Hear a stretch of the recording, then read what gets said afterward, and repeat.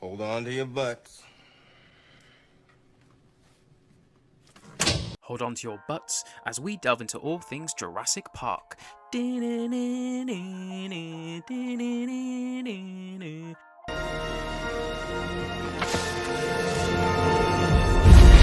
Beware of T-Rexes, Velociraptors and more as you must escape this dinosaur roaming park. This film has such great landscapes of dinosaur brilliance that whenever it comes on the TV, it's great to just sit and watch the amazing effects implemented into this movie. Not to mention great performances from the likes of Sam Neill, Jeff Goldblum and Laura Dern, with some awesome contributions from Richard Attenborough. Welcome to Jurassic Park. Even Samuel L. Jackson pops up with some brilliantly delivered lines in this one. Jurassic Park is a 1993 science fiction thriller based on Michael Crichton's 1990 novel about a disastrous attempt to open a biological preserve featuring extinct creatures.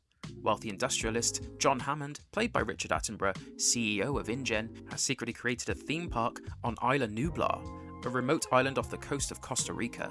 The park's attractions turn out to be living, breathing dinosaurs.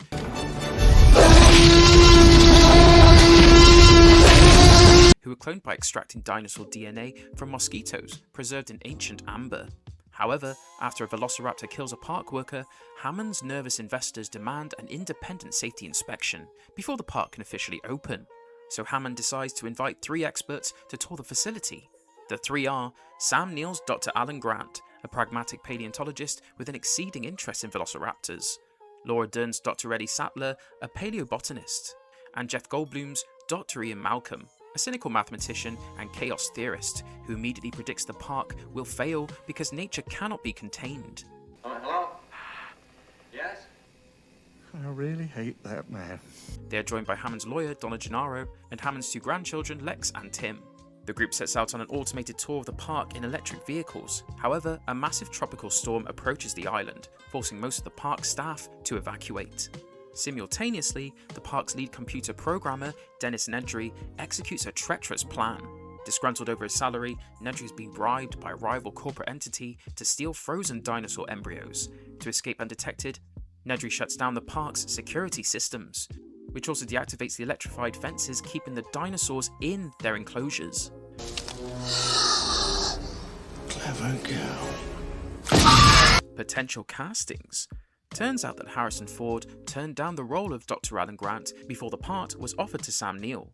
Kevin Costner, William Hurt and Robin Williams were all considered for the role of Dr. Alan Grant before Sam Neill was ultimately cast.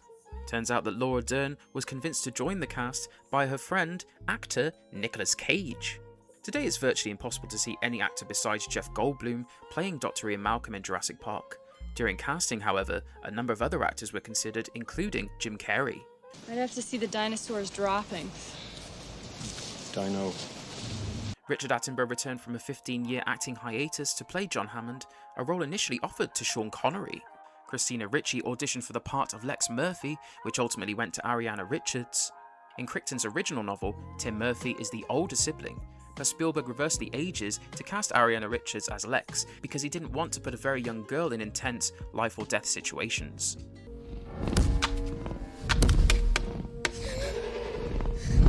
Mechanical and practical effects. The T-Rex animatronic used to create the brilliant scenes in this movie would randomly come alive and shake due to rainwater causing its circuits to short circuit, something likely quite shocking on set. A dedicated crew had to dry the T-Rex by hand with towels and hairdryers every single day after it got wet. The giant T-Rex used required structural changes to the studio building just to fit the massive 14-foot practical creature frame. Spielberg initially planned to use stop-motion animation for the dinosaurs, but Industrial Light and Magic, ILM, secretly tested digital CGI, which completely changed Spielberg's mind and the future of visual effects.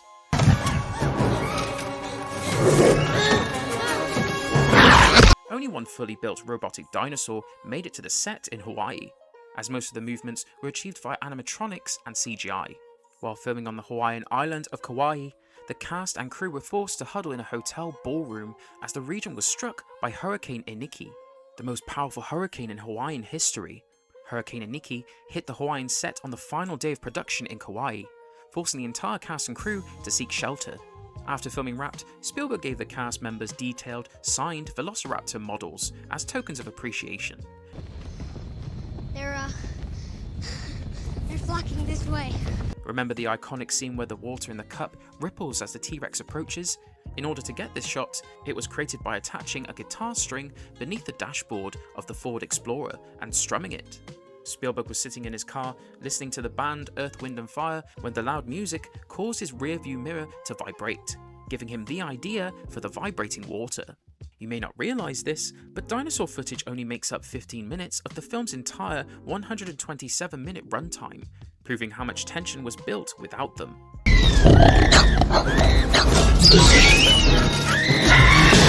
Sound design and science.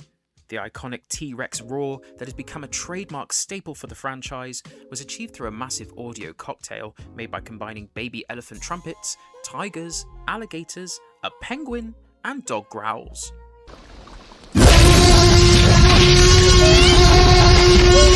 The Velociraptor noises were actually mating tortoises, mixed with sounds from elephant seal pups, dolphins, and walruses.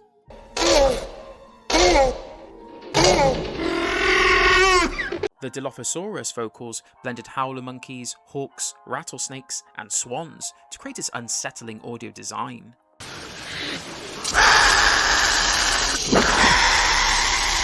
The film popularized a scientific lie by claiming the T-Rex could not see stationary prey, a narrative choice made purely for cinematic suspense.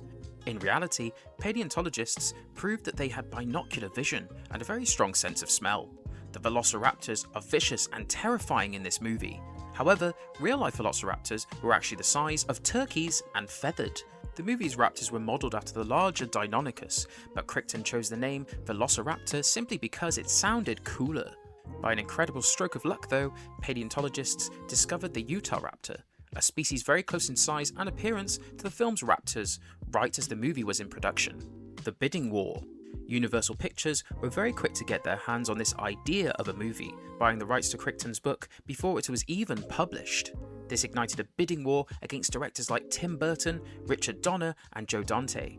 Steven Spielberg and author Michael Crichton were originally discussing a screenplay that would eventually become, surprisingly, the medical drama ER, to which Crichton then mentioned he was writing a novel about cloned dinosaurs.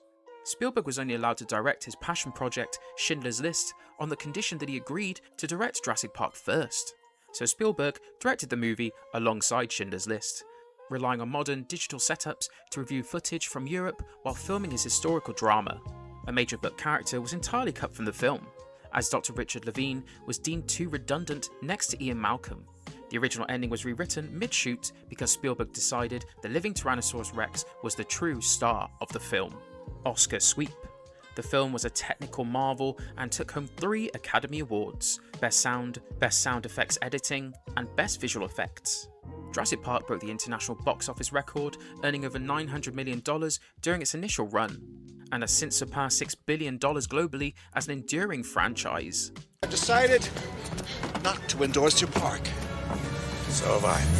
And there you have it. That was your breakdown of Jurassic Park. I think you can gauge from the movie that having a dinosaur as a pet is a bad idea.